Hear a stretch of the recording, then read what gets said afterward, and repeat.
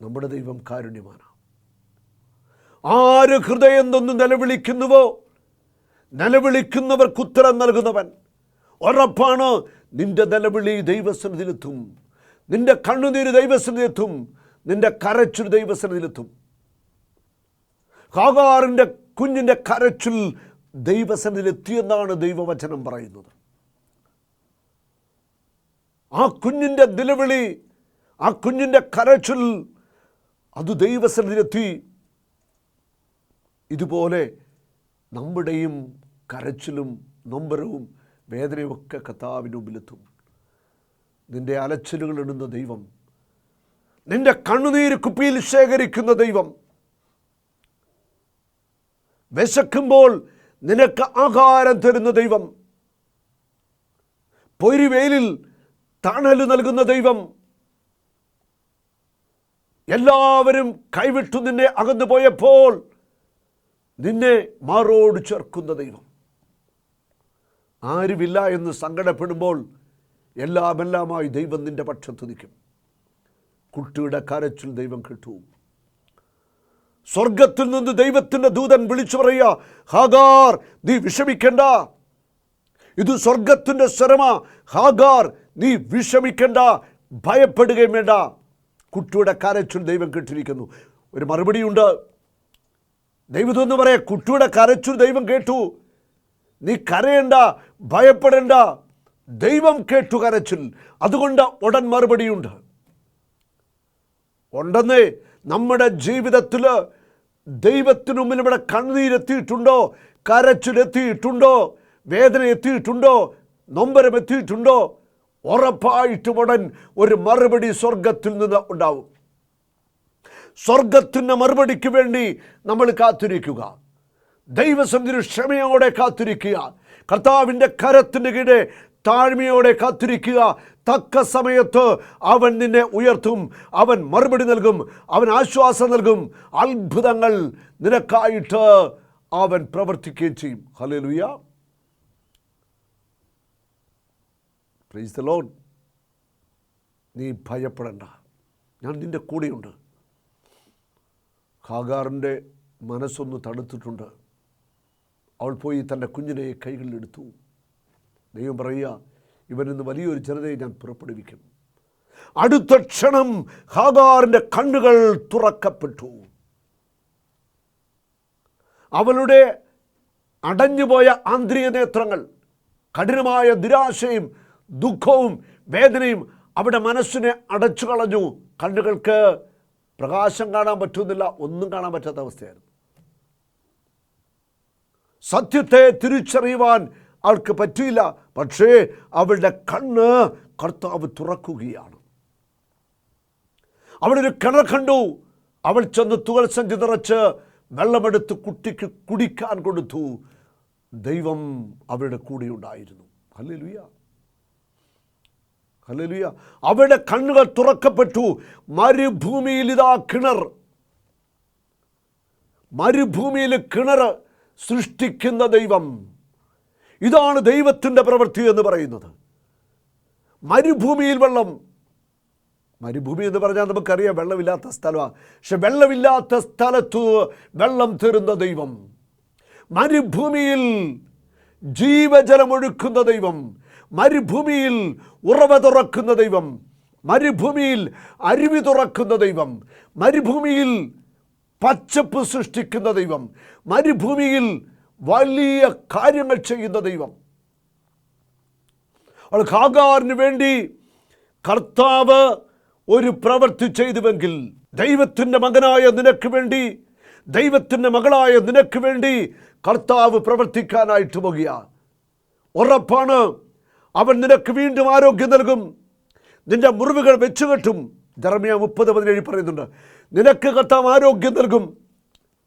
രോഗം മൂലം ക്ഷയിച്ച അല്ലെ തകർന്ന നിന്റെ ശരീരം, ആ ശരീരത്തിന് വീണ്ടും ആരോഗ്യം നൽകും.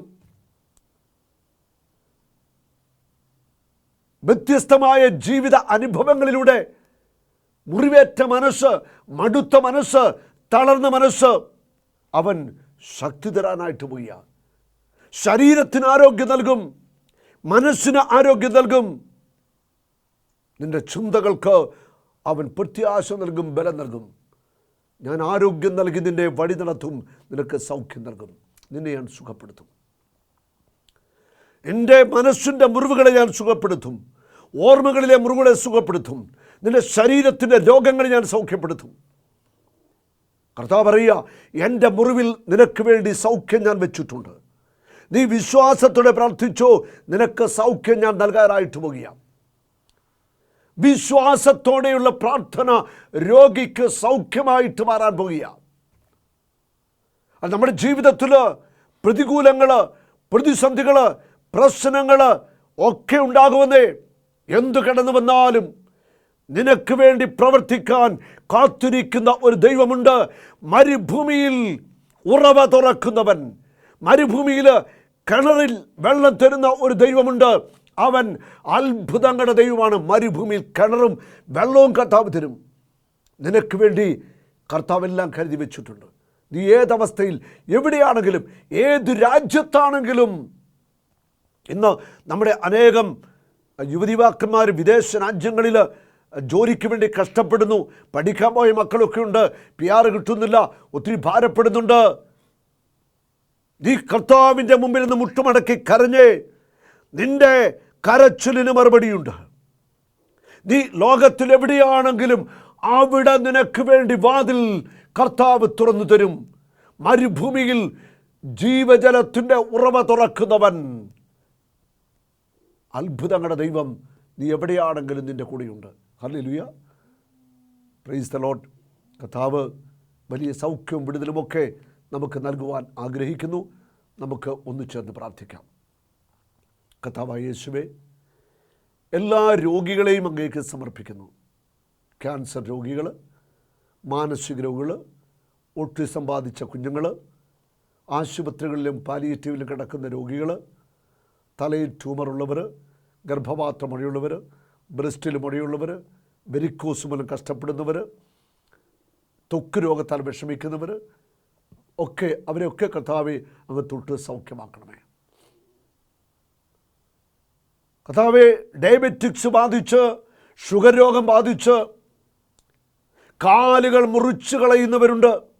അങ്ങനെ കാലുകൾ മുറിച്ചു മാറ്റി, വിരൽ മുറിച്ചു മാറ്റിയിട്ട് കരിയാത്ത വ്രണങ്ങൾ കരിയുവാൻ യേശുവിൻ്റെ നാമത്തിൽ കൽപ്പിക്കുന്നു. അവനിൽ നിന്ന് ശക്തി പുറപ്പെട്ടു, രോഗികളെ സൗഖ്യം പ്രാപിച്ചു. കരിയാത്ത മുറിവുകൾ കരിയട്ടെ. പ്രത്യേകിച്ച് മുറിച്ചു മാറ്റിയ അവയവങ്ങൾ വീണ്ടും വീണ്ടും പഴുക്കുകയാണ്. യേശുവിൻ്റെ നാമത്തിൽ മുറിവ് കരിയട്ടെ.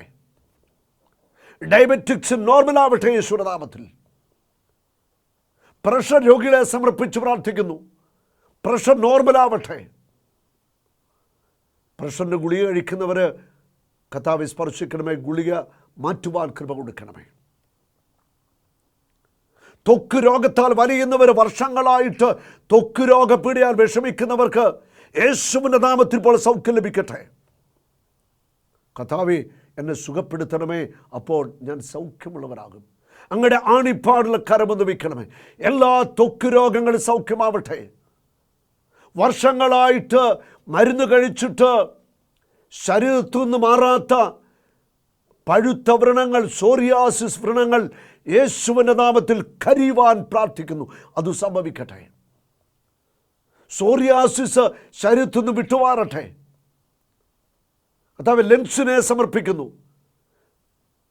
ലങ്സിൻ്റെ കപ്പാസിറ്റി കുറഞ്ഞവർ, ലങ്സ് ചുരുങ്ങുന്നവരുണ്ട് കർത്താവേ. അങ്ങനെയുള്ളവരെ അങ്ങ് തൊട്ട് സൗഖ്യമാക്കണം.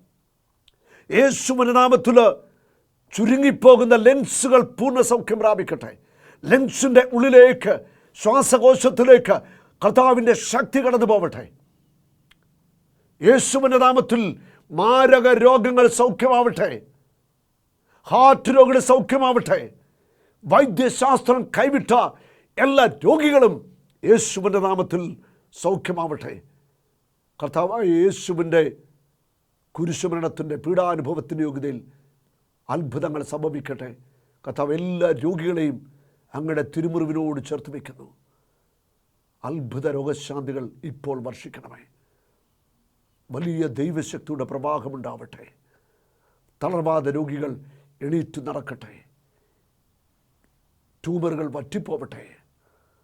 ത്വക്ക് രോഗങ്ങൾ പൂർണ്ണ സൗഖ്യമാവട്ടെ.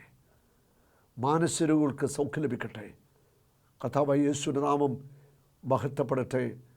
യേശുവേ നന്ദി, യേശുവേ സ്തുതി, യേശുവേ മഹത്വം. ഒരു നാളും നീ അനാഥനല്ല, ഒരു നാളും നീ അന്യനല്ല, ഒരു നാളും നീ അനാഥനല്ല.